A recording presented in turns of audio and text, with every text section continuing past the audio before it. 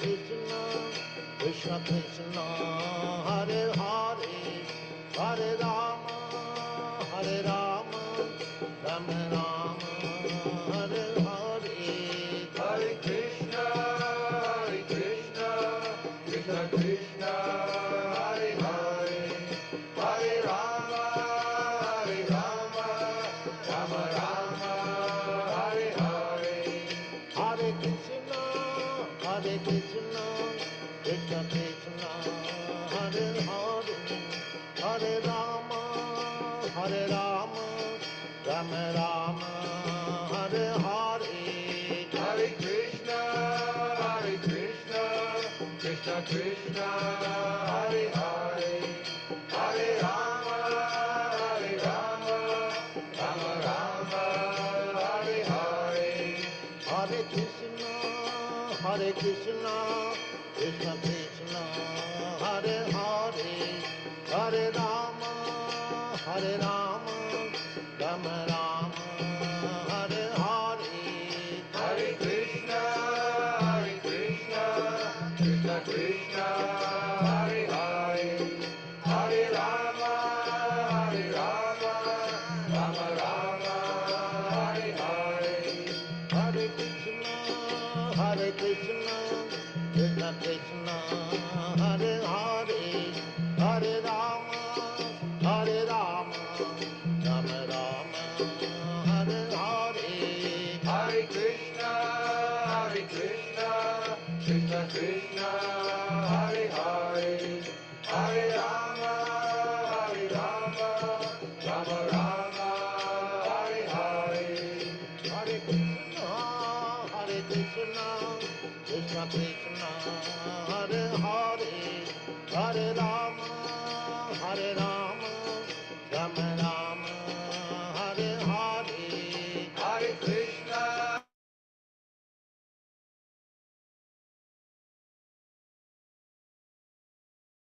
Hare Rama, Rama Rama, Hare Hare, Hare Krishna,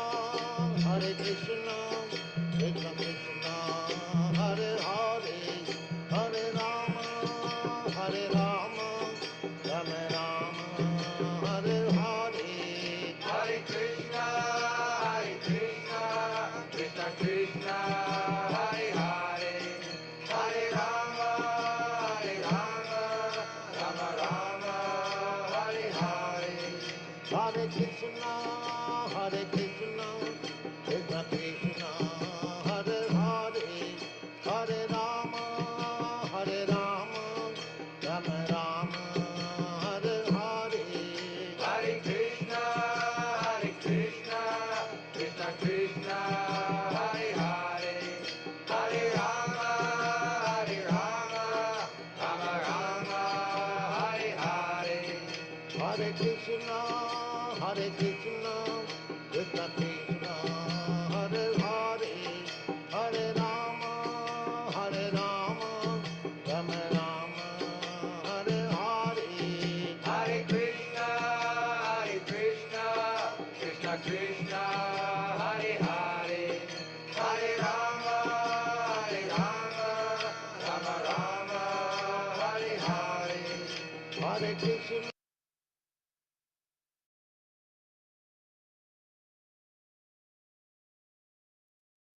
Hare Krishna. Welcome all for the Nityam Bhagavata sessions classes. Today we will hear from His Holiness, it's a recorded class today, and we'll hear from His Holiness Tamal Krishna Goswami Maharaj. It's from Canto 5, Chapter 13, Shloka number 7.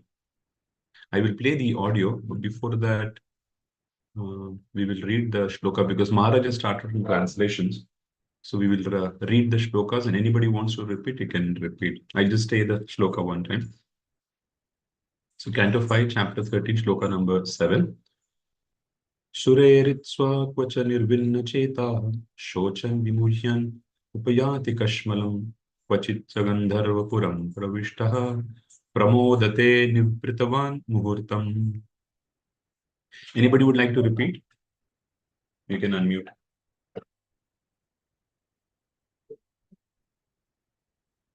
Hare Krishna. Am I audible? Hare Krishna. Yes, Prabhu, audible. Prabhu. Okay, okay. Anybody, would I don't Mataji have like to the read the shlokas. shloka? I don't have the shloka, Prabhu, at present. I am sharing on the screen, Mataji. Okay, we will go to the class then. Hare Krishna.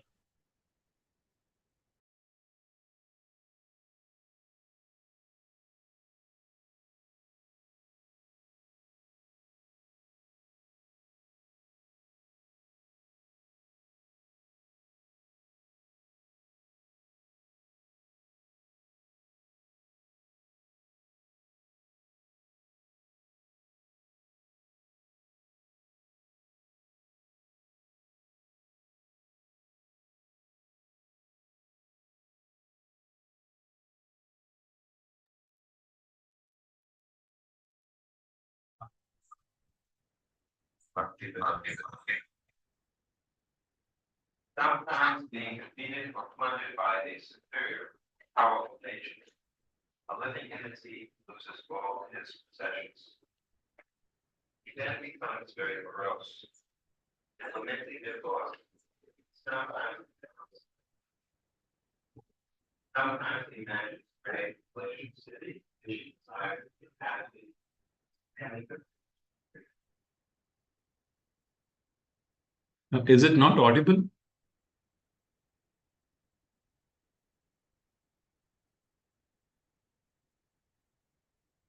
Hare Krishna. Very faint, Prabhu, very faint. Faint, huh? Very It's the faint. same for all. I mean, I've just kept it full volume. Let me try once again. translation.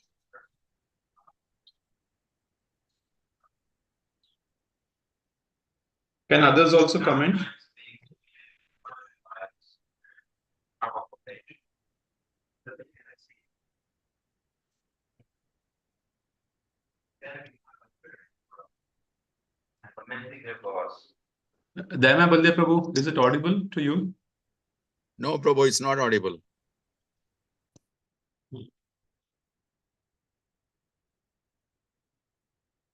Okay, let me try sharing it again.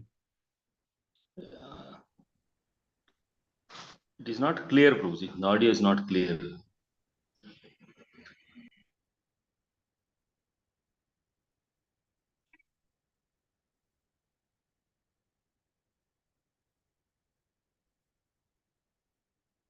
Translation and purport by His Divine Grace, A.C. Bhaktivedanta Swami Prabhupada.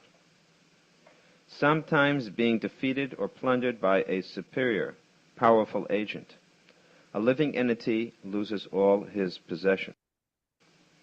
He then becomes very morose, and lamenting their loss, he sometimes becomes unconscious.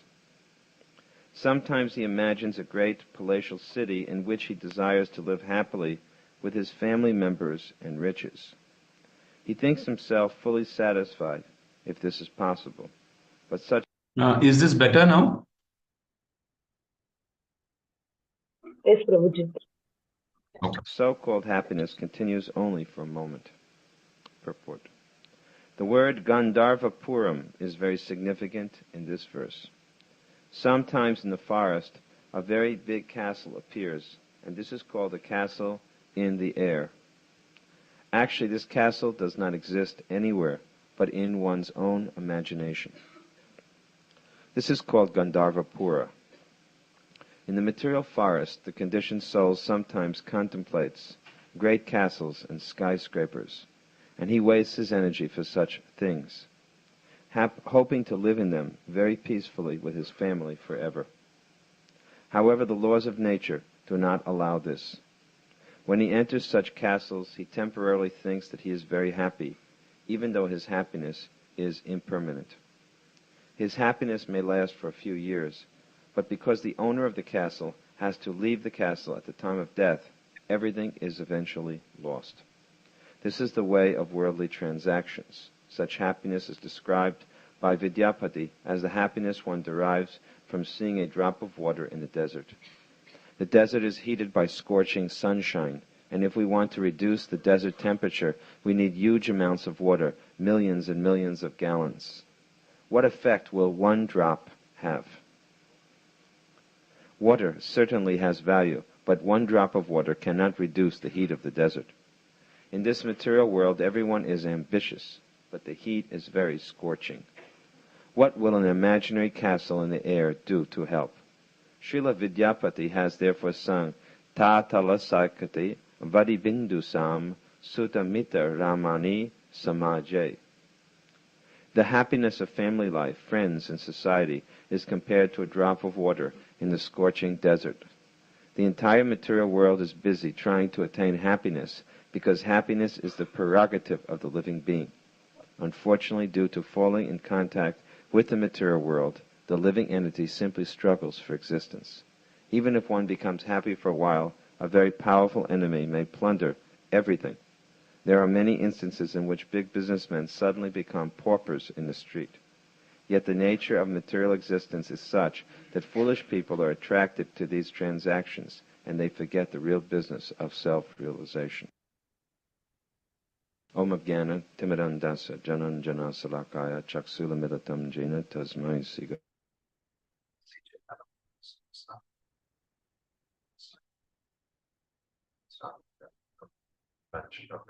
Shta Kipa Shindu Vihipacha Patitanam Pavanivyo Vaishnavevyo Namo Namaha.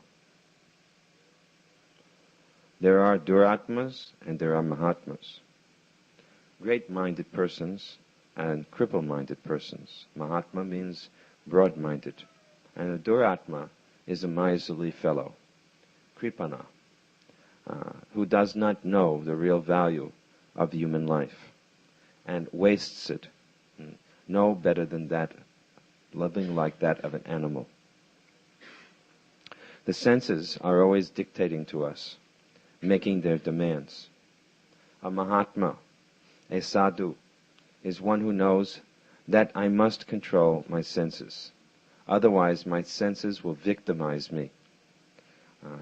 Not only the senses, but the mind, which is the center of the senses, is constantly giving us difficulty. This is because the senses and mind are in contact with the material energy. If we learn to refrain from material sense objects, then gradually the mind will become peaceful. At the present moment, our minds are always agitated with lust, anger, and greed. This is because we have allowed our senses to go out of control, to contact so many material sense objects. And we have to suffer the result. Dhyayato vishayan pungsa sangasteshu sanjayate sangat sanjayate kama krodha vijayate.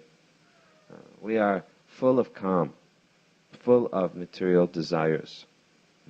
Desires for profit, desires for material opulences, and therefore dharma, artha, kama. We do economic development. We see the whole world is running on economic development. They're always scheming, making plans, not based on any higher motivation. At first they say capitalism, then they say communism, then they say capitalism, then they say many countries, then they say make one country, then again there will be many countries. So many different shifts in policies, all for the purpose of increasing material sense gratification. But the funny thing is that despite all of their efforts, no one is satisfied. The whole material world is full of dissatisfied people, and then they lash out, as we see in these riots in Los Angeles. They become so angry because their desires are not being fulfilled. And the politicians, the biggest cheaters of all, take advantage of the people and promise them, you elect me and I will fulfill your desires. What power does anyone have to fulfill anybody else's desire? That is simply a false promise.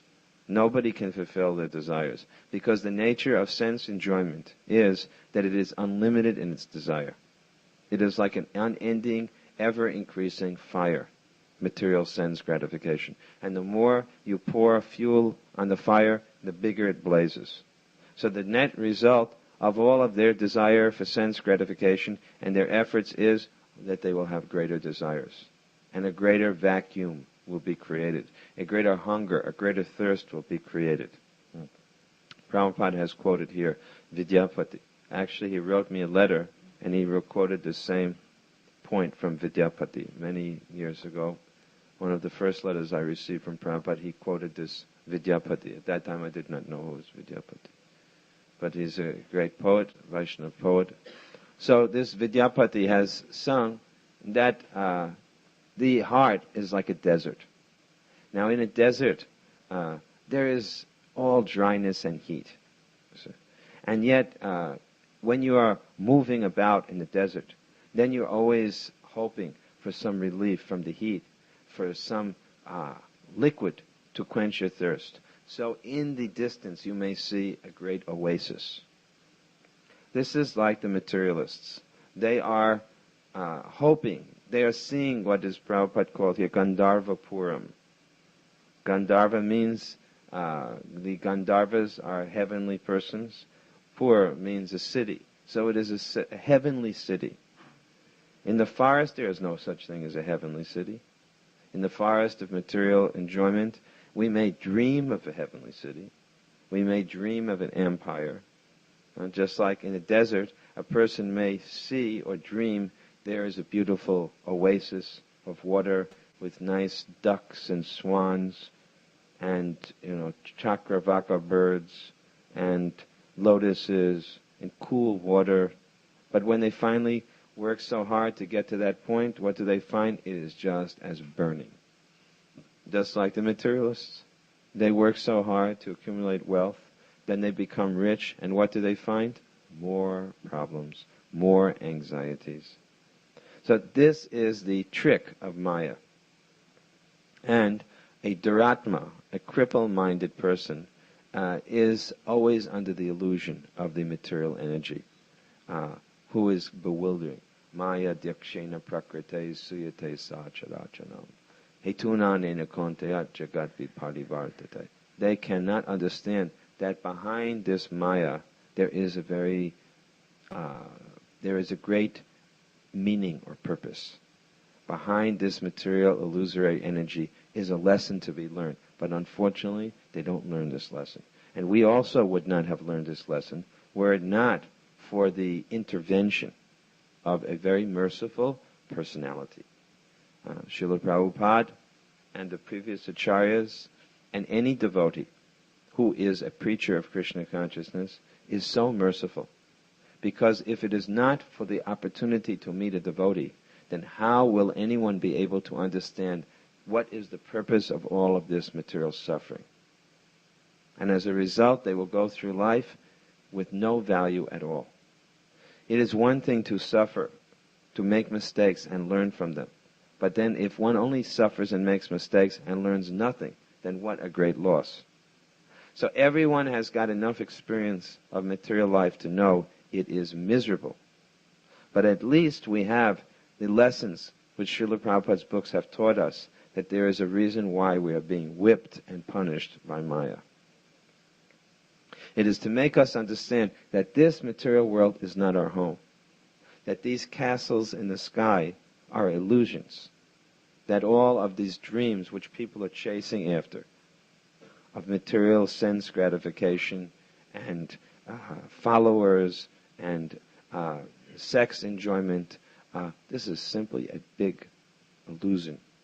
And it is arranged by the material energy. It has no actual substance.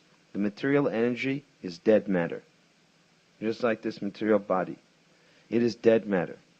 But Maya is so expert that she can take this dead matter, and it is filthy dead matter.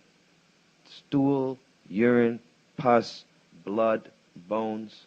She can make this ugly mess, of matter into a very nice shape. And so we become so bewildered that by touching another person in that shape, we become thrilled.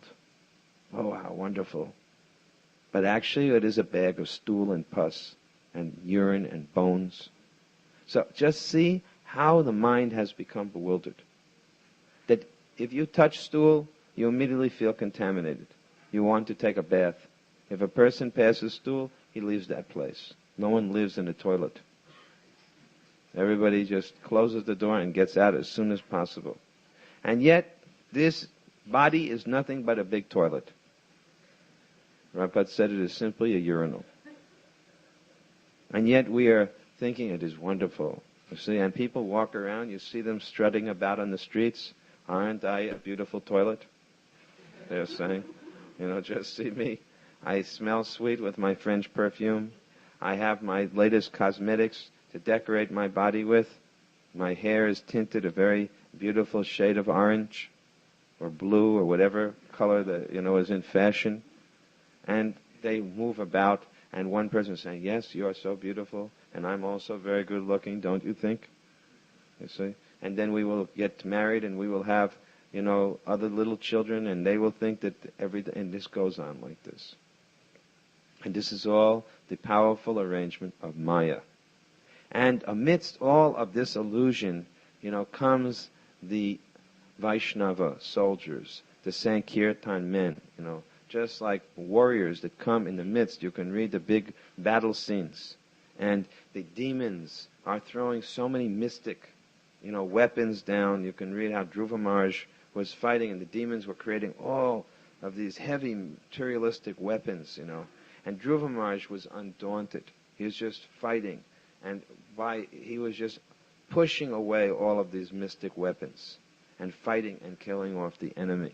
So the Sankirtan devotee does not become bewildered by all this type of illusory potency of the mystic Maya because of his superior intelligence. He knows what this is. And he doesn't allow himself to become enamored by material illusion. He doesn't dream of happiness in this material world because there is no happiness in this material world. There's no happiness where you have a body made of stool and urine. There's no possibility of happiness. There is no happiness where death is surrounding us at every moment, where time is ticking away. It's like everybody has got a watch. Of course, nowadays the watches don't make any noise. But anyway, they used to tick away, and you could see your life is ticking away, right? Just like when you pour some water inside a sink, right? And then you have a plug, and you pull out the plug, and gradually it all just goes down the drain. So our life is like that.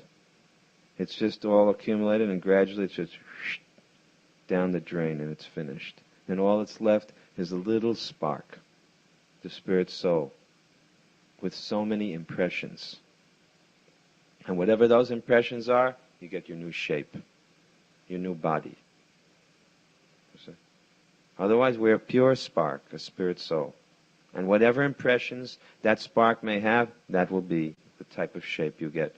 So we want to change those impressions, which make up our consciousness, from illusory, worldly identification with the body, man, woman, black, white, young, old, animal, human. We want to change that identity. Sarvupadi vinirmuktam tat paratvena nirmalam rishikesha rishikenam sevanam bhaktir ujate. By performing devotional service to Krishna, we want to gradually remove these false impressions and understand, I am Krishna's servant. I am not this body.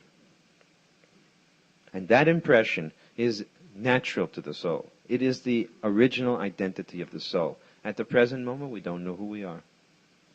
So it takes a sadhu to first of all show us what is illusion and what is reality. And then it takes the process of bhakti for you to understand who you really are. At the present moment, we do not know who we are. We know only, I am servant of Krishna. But that is a general identity, just like saying, I am Swiss. If you say, who are you? And you say, I'm Swiss. That is only a general identification. But what is your name? Who are your parents? Where do you live? And what do you do? Then we will know more detail about who you are. So at the present moment, we only know generally, I am spirit soul, aham brahmasmi. But there is so much more to know. So that knowledge is called self-realization. And it is the result of bhakti yoga. By process of bhakti yoga, we will gradually come to understand our true identity in relationship to Krishna. This is called sambandha and abhideya and prayojana. These are the three aspects of transcendental realization. To first of all know my relationship with Krishna, that I am not this body, that Krishna is the Supreme Lord, I am His servant. Then that process which awakens our real identity is called abhideya. All of the different aspects, worshiping a deity, going on in Sankirtan, serving the devotees, visiting the holy dham, so many different aspects. And prayojana means the final goal. What is that final goal? To become the lover of Krishna and Srimati Radharani and all the residents of Vrindavan. So, it is a long way towards that goal. But the path has been made easy by the previous acharyas. They have shown us by their example, they have shown us by their words. And their instructions are contained in Prabhupada's purports. Srila Prabhupada has summarized very nicely all of the valuable instructions of the previous acharyas. So, this Jad Bharat, very unusual person. You can see, in his previous life he was Bharat Maharaj, a great king. And he had reached this very, very high stage. It is said that he had reached a stage of bhava bhakti, ecstatic love for the Lord, which is practically on the stage of prema. And yet, Jad Bharat made a classic mistake. Out of compassion. It's something like a Sankirtan devotee who talks on the street to someone who seems to be interested. And out of compassion, he starts to spend more and more and more time. And before he knows it, that person turns out to be what? Who knows? Some pseudo-Christian or some attractive woman. And out of compassion, he's trying to deliver this person. He forgets about the fact that he's out there to distribute at least 200 or 300 books that day. And he spends hour after hour talking and talking with this person. And, becomes allured and enamored and gives up his business of Sankirtan. So Jad Bharat, he gave up his business. He was sitting and meditating, and he heard the sound of a great animal, ferocious animal, and a deer jumping over the river, and a baby deer coming out of the womb, pregnant deer, gave birth, and the little baby deer was going to be drowned, and he thought, except for me, who can save this deer? This is a very difficult situation. What would you do if you saw this? It is difficult, isn't it? What should he have done? Should he have allowed the deer to drown? Or should he have picked the baby deer out of the water? But having done this, who would have fed the baby deer? What should Jad Bharat have done in this? What should Bharat Maharaj have done in this circumstance?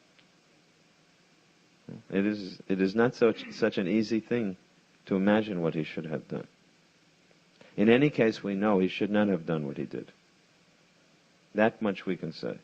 Rather than supplying the answer, at least we can say that the result, phalena parichite, judge something by the result. The result was he became so much enamored by that baby deer that he gave up his bhakti, his devotion, and he started to do service to the deer, and then he died, and he took birth as a deer. But still, his devotional activities were never lost. He got the benefit of all that he had done, and as a deer, he could still remember. I remember that I was a devotee. I remember that I was practicing Krishna consciousness, and I got deviated. So let me go to live with the devotees. And by living with the devotees, he waited, and finally he gave up his deer's body, and he took birth as Jad Bharat. And this time, he did not mix with society. One who mixes with society, a satsanga tyag, a Vaishnava achar, is not a Vaishnava. Because a Vaishnava is understood that he does not mix intimately with society. Because society's business is different than ours. Society's business is the business of animals. What is that? Material sense enjoyment. So we cannot mix intimately with mundane society. We should understand. We should never become enthralled by these Gandharva Purams. And actually all of these buildings, all of these cities are like Gandharva Purams. They're all dreams of people, dreams for material happiness. The only reason we are living here, don't think we are living on this Bergstrasse because it is such a wonderful place to live. Actually, it is an illusion to think like that. This whole city is a creation of the materialists for material enjoyment. We have taken back from the possession of Maya what belongs to Krishna, one building we have taken. And we have planted ourselves in the middle of this big Maya's kingdom, only to do battle, only to dispel the illusion to as many people as possible. This is a big illusion. Don't believe in it. Get out of the rat race.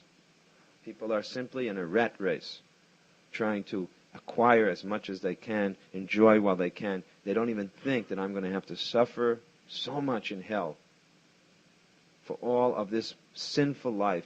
I'm going to have to suffer in the future. They don't think like this. So devotees don't become bewildered. Just like Jad Bharat, he did not become bewildered. He made certain he didn't mix. He acted dumb. Just like sometimes people see us and they also think, what's wrong with you? Why don't you get a job? Why are you acting as if you have no interest in material life? Actually, devotees don't interact. They don't, for example, go out and vote in elections. They don't buy so many karmi products from the shops. They try as far as possible not to get dependent and entangled in the material society. That is what they want us to do. Become one of them. Then they'll be able to continue to dream on and no one will disturb their sleep. They want everybody to sleep. So sometimes we also act like we're sleeping, but actually we are not sleeping. Sometimes we may behave like they do, just like we may go out, right, in some normal clothing as they do. We may live on Bergstrasse as they do. We may do so many things as they do, but our purpose is totally different. We're not here as enjoyers, we're here as servants. We're living in this house simply as servants of the deity. It is the deity's home. And we are living like the servants, not as the enjoyers. And when we go out on the street, we still remain the servants, never the masters, never the enjoyer. We should always understand within the heart of all living entities is Krishna. And next to the Krishna in the heart is the individual soul. And these people, the soul, are crying, suffering on account of forgetfulness of Krishna. And only by waking them up, the Sankirtan devotees are so merciful. What chance do these people have? Just like what chance did we have were it not for our spiritual master and Vaishnavas who came to deliver us? So how kind are the Sankirtan devotees? Many of these people are so impious they would never have any opportunity to get in touch with Krishna. But the devotees, causeless mercy of the devotees, causeless mercy. Chaitanya Mahaprabhu's mood is audarya, magnanimous, giving freely, distributing freely, not caring what is a person's qualification. They don't care. They don't think anything like this. They just think, you need Krishna. You're a spirit soul. My Guru has told me to go out and give this mercy to you. I'm giving the mercy of Guru and Krishna to you. They're so kind, the devotees. And a person gets an opportunity, takes a book, gives a donation, and begins their spiritual life. And if they're very fortunate, they may read something. And if they're still more fortunate, they may come and associate with devotees. So, we should understand then that these palatial cities in which people live happily with their family members and riches, they will all be destroyed very quickly. Just like earthquake may come and everything is shaken and all the things collapse and fall into the ground. So when time will do this to everything. There's nothing in this material world that will withstand the force of time. Nothing. So reality is distinguished from illusion. Reality means that which remains, that which endures. And illusion is that which is temporary. So let us see. The body is temporary. The soul is permanent. So the soul is real and the body is an illusion. Devotional service brings lasting, permanent results. So it is real. Material sense gratification is temporary. So it's an illusion.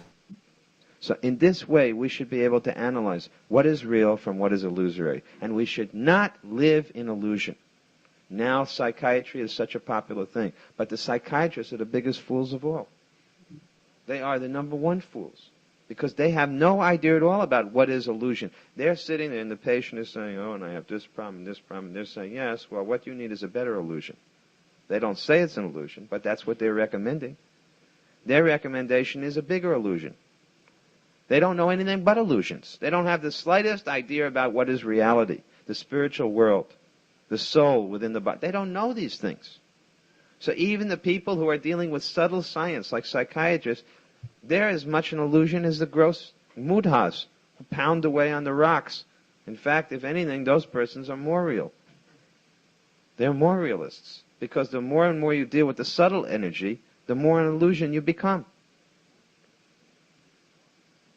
More entangled you become. More bewildered you become. At least a mudha, some foolish worker who's, breaking rocks, he knows this material world stinks. It's a rotten, lousy place to live. But the psychiatrist who lives on Bergstrasse, he's like, oh, no, it's pretty good up here. Your problem is that you're breaking rocks. If you get rich like me, then you'll see how good it is, and you'll see what real life is. So there, we see that the more wealthy people become, the more educated they become, the more bewildered they become. It becomes more difficult to distribute books to them, practically. Because they have such an illusion about their own identity. I'm very important. So in order to distribute books to them, you have to say, dear sir, you are very important, and that's why you should get this book. This book is for very important people. We have to say so many things. I saw Prabhupada give a lecture in Bombay, and he was saying that you are all the most pious persons. You are so pious. You are so intelligent. And therefore I am begging you, he said, with folded hands, with straw between my teeth, please do not neglect the mercy of Chaitanya Mahaprabhu. Practically, we have to do that. I was saying the other day, I had to make a life member once in India. The man was so much bewildered. Sometimes a Sankirtan devotee will have to do anything to get the job done. So this man was drunk, and it was so hot.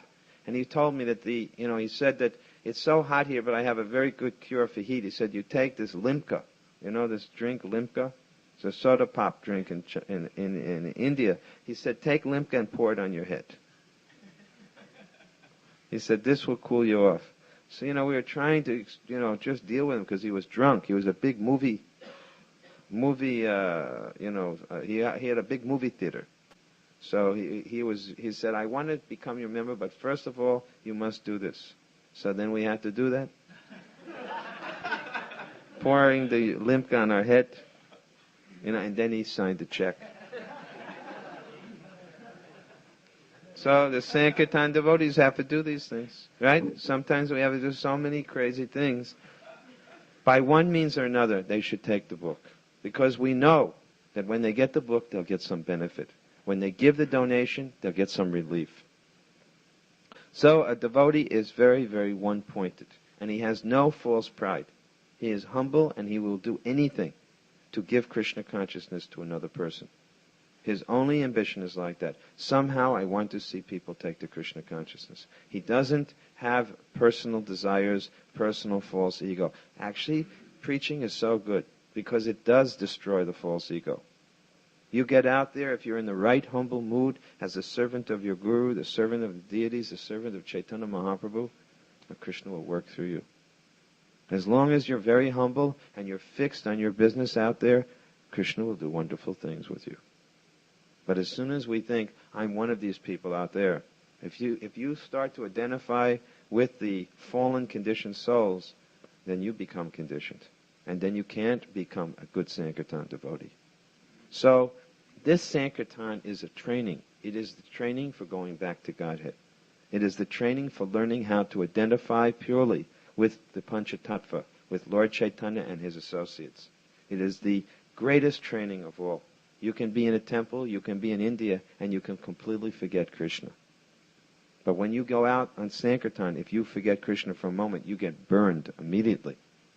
Here in the temple, you can be, you could let your mind start wandering onto so many material thoughts. And then, you can say, anyway, I'm protected. But when you go out on the street and you start doing that kind of thing with your mind, you're finished. You get smashed.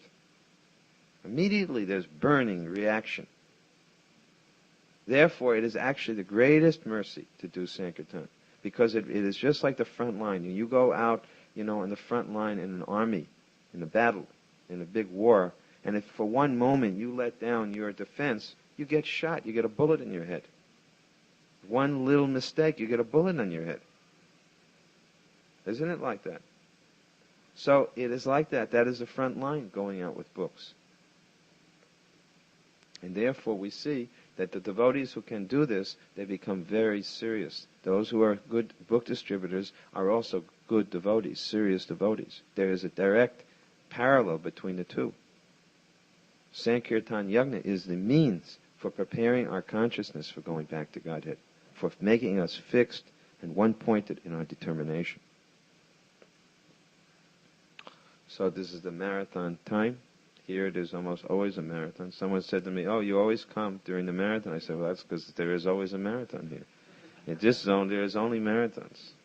I said, "It's very hard to find the time to come when there's no marathon." So I always come here because I want to associate with all of the fixed-up Sankirtan devotees, so that when I go back to America, I will not become bewildered by the idea, that there is some other way, isn't it, besides doing book distribution, something else will spread our movement. But we see practically that when books are distributed, everything goes nicely.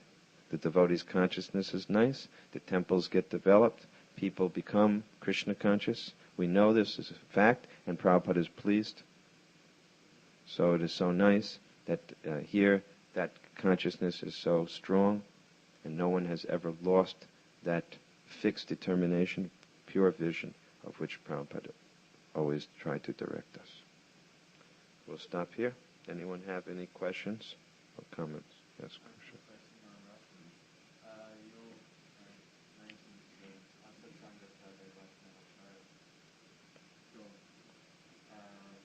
I'm wondering how it is possible for certain devotees to keep nothing to renounce all the time, for example, or a devotee with family life, how they can avoid completely the material society.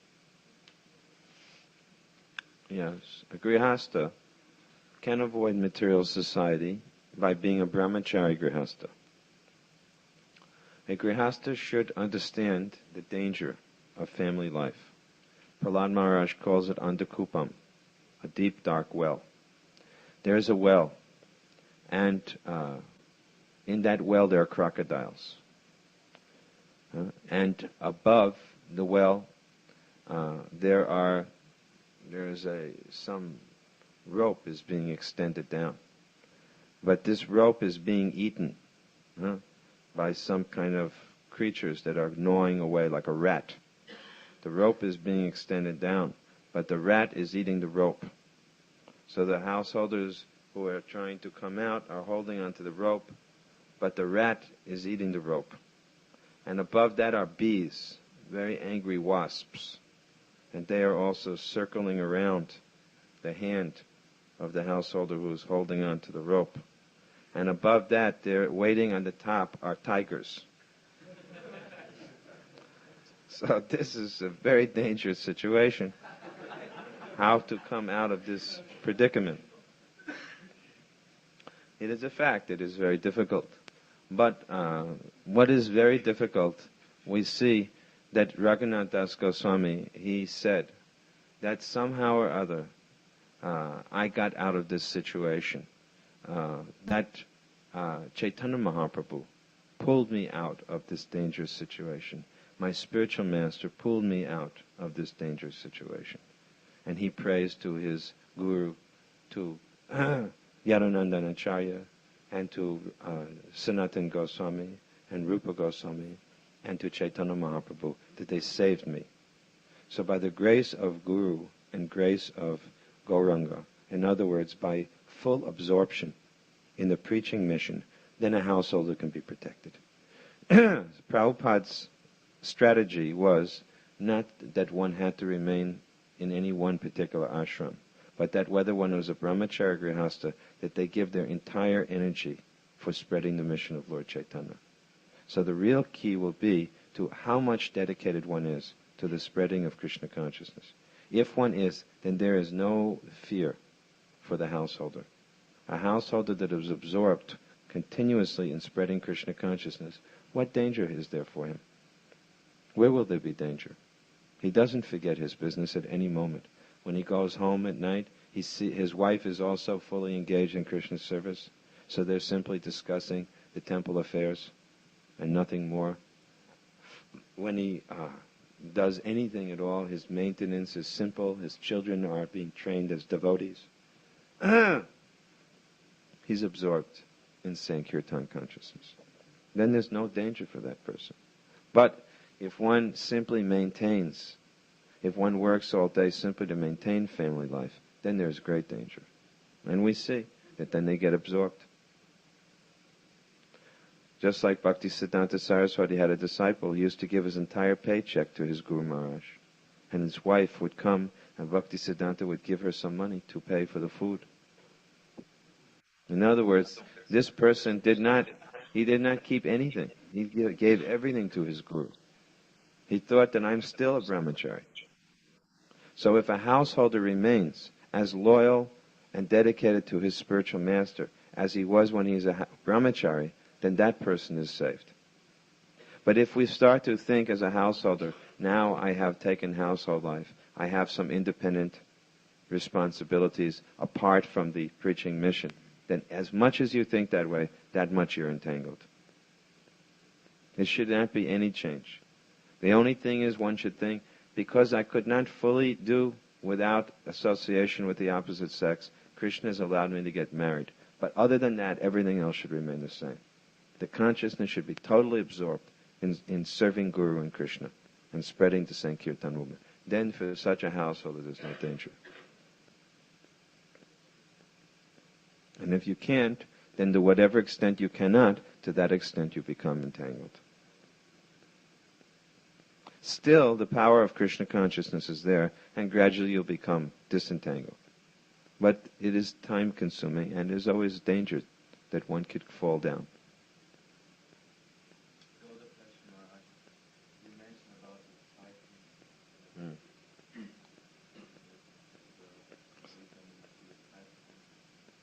Sometimes you hear from prominent Islamic leaders that they have mental problems that one should control. Yes, not such persons. My view is that there are some devotees who have mental problems, and actually they require professional help. But unless the psychiatrist is a devotee psychiatrist, it is the worst thing to go see such psychiatrists. Just like sometimes a person's body gets sick, so the temple president can't necessarily tell him how to get better, right? So he has to go to a doctor. But we have seen also that those who are devotee doctors are best, if they're qualified. So Sanatana Goswami said, we should not learn anything. We should not go to anyone for help who is not a devotee. So what we require is devotee psychiatrists. And then they can help. Psychiatry is a type of, it is a professional medical skill. There is some ability that they have in terms of dealing with patients. But if they're not devotees, then it is completely useless. It is worse than useless. It's dangerous. So to send devotees to material psychiatrists is like sending them to be killed. It's like sending them to a slaughterhouse. Just like Prabhupada, he didn't want to go to a hospital. He kept telling us, don't take me to a hospital. Don't let them take me away. Because he knew that they will make experiment. Most of the time in these hospitals, they make experiment. And half the time they create more problems than they solve. But if someone is a devotee and a doctor, or a devotee and a psychiatrist, then that is very good. Then they can help the mentally disturbed devotees. Because some devotees have mental problem beyond the control, beyond the capacity of the, guru or temple president to deal with. You understand? They're actually mentally ill. There are mentally ill devotees just like there are mentally ill karmis. And when it is such a serious problem that the normal process of devotional service is not sufficient, then it will be helpful if they can see a devotee psychiatrist. But if there is no devotee psychiatrist, then they should just tolerate and chant Hare Krishna. To send anyone to a karmi psychiatrist is the worst thing. Big mistake. If the psychiatrist is not a devotee, but at least must be very, very favorable to Krishna consciousness, must understand that Krishna consciousness is the actual reality, then that type of psychiatrist can be seen. Even they're not a full devotee, but they should understand something about the process of Krishna consciousness. Otherwise they'll say that your problem is that you're chanting Hare Krishna. That is why you're crazy. Another question?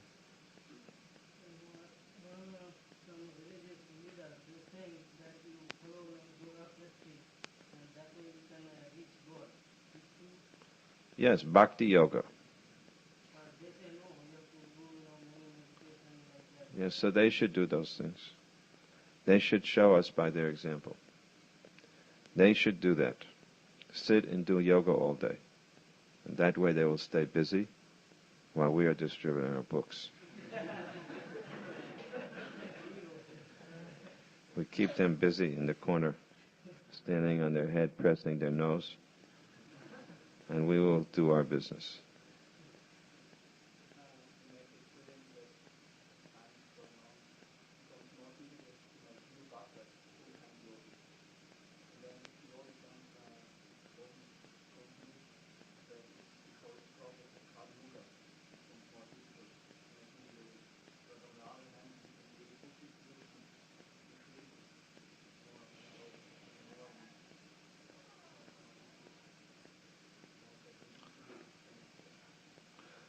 I think that making devotees and spreading Krishna consciousness, it is not always under the laws of logic and reason.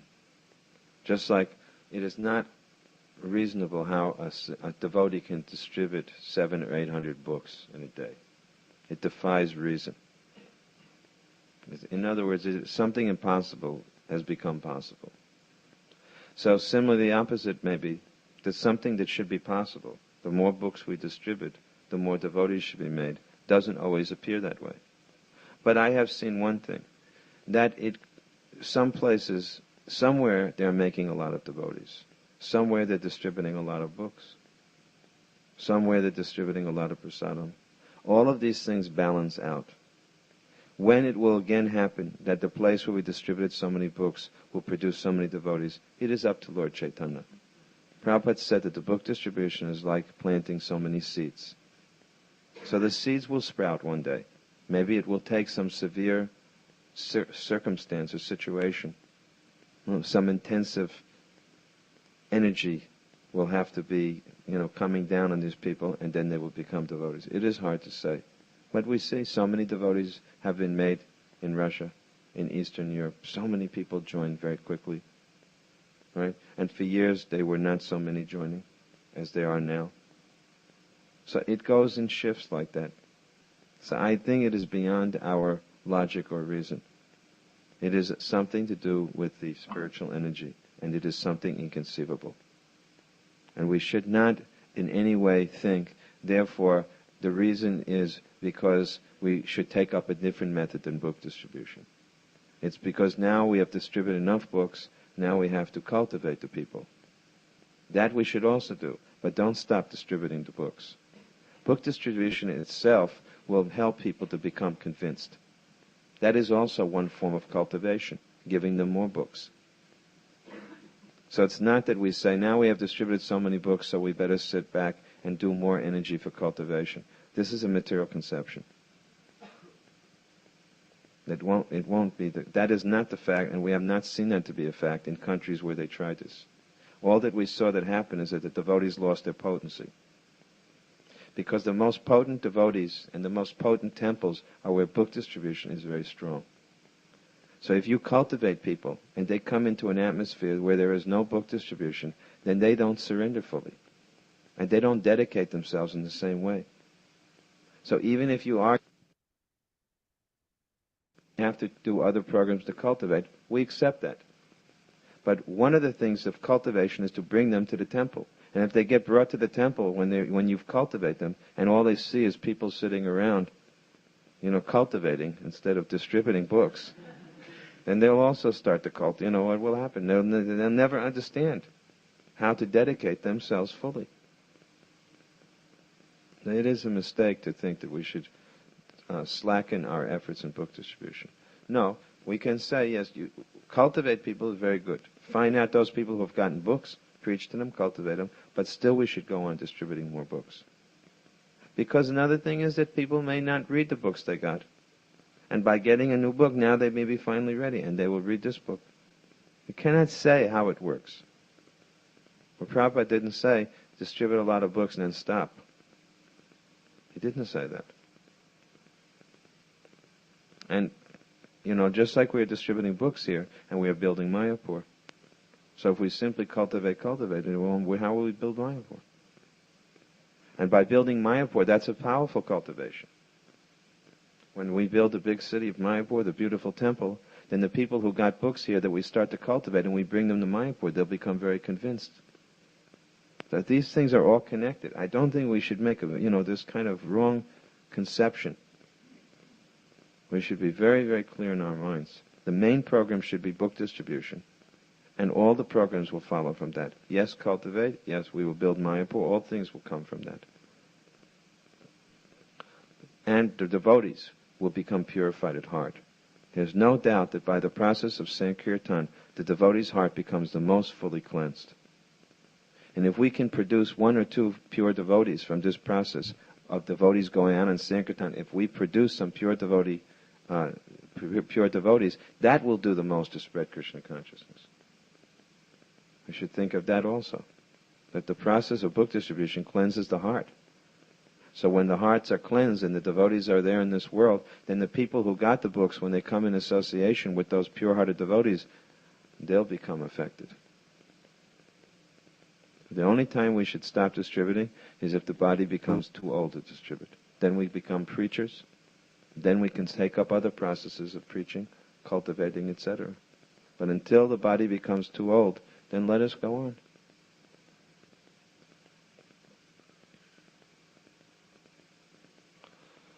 Another question?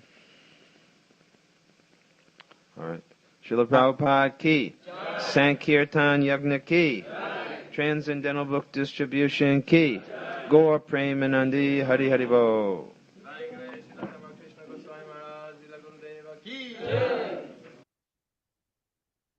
Hare Krishna. Wonderful class, a very straightforward, no sugar-coated kind of class where Maharaj was emphasizing the importance of the Sankirtan movement and as well as how potent book distribution is.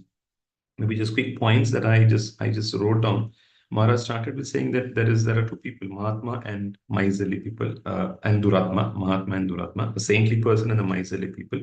And then Maharaj also spoke about how material development, we will not provide any kind of satisfaction. There will be no satisfaction with all those material development around us.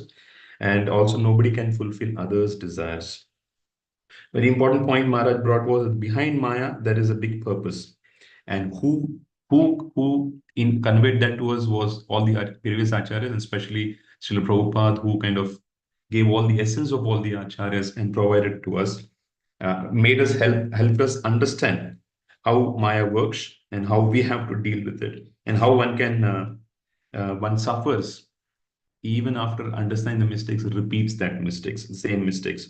So, and then Maharaj actually, a beautiful word he mentioned was that Vaishnava's soldiers come in between, where Srila Prabhupada mentioned that his body is like a urinal, and people decorate it with all kind of perfumes and scents. And Vaishnava soldiers come in between to explain that there is no happiness with all this dead matter, how life is ticking away. And it's I also gave an analogy of how life will just is like pulling the plug off a sink and everything goes down the drain. And it said, Maharaj also said that we have to gradually remove all this false impression. That will be possible only be associated with a sadhu, because a sadhu shows us that. Okay, and then after that we have to act. So that's very important as well. And then Maharaj then explained about Jada Bharat, how Bharat Maharaj gave away to his, even though he was in a bhava stage, he relented to seeing that deer and had to give away. We cannot understand basically what other options he had during in that particular situation. But yes, it is all for us to understand. And then Maharaj goes on to describe how devotees do not try to entangle themselves as much as possible in this material world. But yes, as per Mahaprabhu's mood, which is Audarya mood, they always ensure that they give that mercy of Mahaprabhu to others in the form of compassion. Yeah. But they themselves do not get entangled much. He also mentioned about how devotees during Sankirtan, if they try to talk to people and then, eventually keep on talking, finally, who knows that that person has some other intentions. And then you might get entangled with that person and gradually, eventually, give up devotional services. So that one devotee has to be very careful, about. And you also mentioned that more and more we deal with the material energy, we become more and more entangled or submerged into that. So we have to, and the solution, the wonderful solution that Maharaj gives is the Sankirtan movement, because Sankirtan movement helps sustain our devotional life. Because during the Sankirtan, when any one mistake happens, we are sure that devotees are there to shelter us. But that also, if we kind of we get burned out.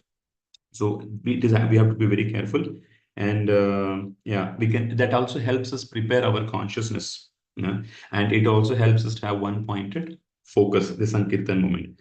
And in the question answers also, Maharaj mentioned that as a householder, we should actually strengthen our devotional service process or practices more. Yeah, basically we have to totally fix our consciousness on serving Krishna, Guru and Krishna. Okay, and the most important part which Maharaj mentions, probably he said he was addressing during the marathon period. So he mentions the importance of distributing books, because those are like planting seeds. And Maharaj also mentions that the most potent temple is where the book distribution is happening very nicely. Yeah, and that is a total focus on book distribution also.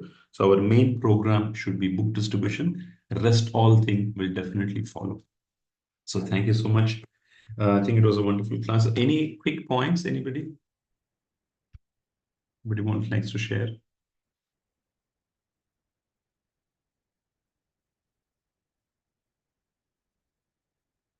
Okay, if there are none, I will end the session, and we will meet tomorrow morning again for another session. Thank you so much, Hare Krishna. I will end the Zoom session. Hare Krishna.